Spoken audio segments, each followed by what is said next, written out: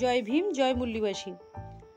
বাবা সাহেব ডক্টর ভীমরাও রামজি আম্বেদকর ছিলেন ভারতের একজন মহান সমাজ সংস্কারক, আইনজ্ঞ, অর্থনীতিবিদ এবং রাজনীতিবিদ। দলিত সম্প্রদায়ের একজন হিসাবে তিনি জীবনে বহু বৈষম্য ও অত্যাচারের সম্মুখীন হন। তবুও অধ্যবসায় ও প্রতিভার জোরে তিনি উচ্চ শিক্ষা অর্জন করেন। তিনি বোম্বে বিশ্ববিদ্যালয় থেকে স্নাতক, কলম্বিয়া বিশ্ববিদ্যালয় থেকে এমএ এবং লন্ডন স্কুল অফ ইকোনমিক্স থেকে ডক্টরেট ডিগ্রি লাভ করেন। তিনি ভারতীয় সংবিধানের প্রধান রচয়িতা হিসাবে পরিচিত। তিনি স্বাধীন ভারতের সংবিধান রচনায় নেতৃত্ব দেন।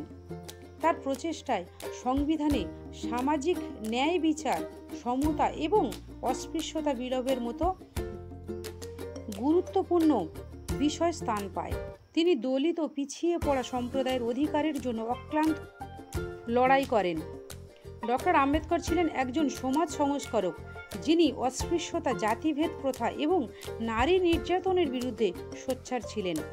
তিনি মনে করতেন শিক্ষাই হলো মানুষের মুক্তির প্রধান হাতিয়ার। তিনি দলিতদের শিক্ষিত ও সংঘবদ্ধ হওয়ার আহ্বান জানান। তার উৎসাহে অনেক দলিত যুবক শিক্ষার পথে এগিয়ে যায়। তিনি বহিষ্কৃত হিতকারিণী সভা প্রতিষ্ঠা করেন এবং দলিতদের অধিকারের জন্য বিভিন্ন আন্দোলন পরিচালনা করেন।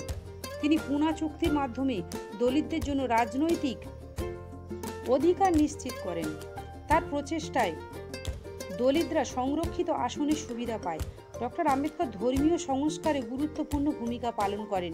তিনি হিন্দু ধর্মের বৈষম্যপূর্ণ প্রথার বিরুদ্ধে প্রতিবাদ করেন। তিনি বৌদ্ধ ধর্মকে সমতা ও মানবতার ধর্ম হিসাবে দেখতেন। তার লেখা the Buddha and his Dhamma বৌদ্ধ দর্শনের একটি গুরুত্বপূর্ণ গ্রন্থ।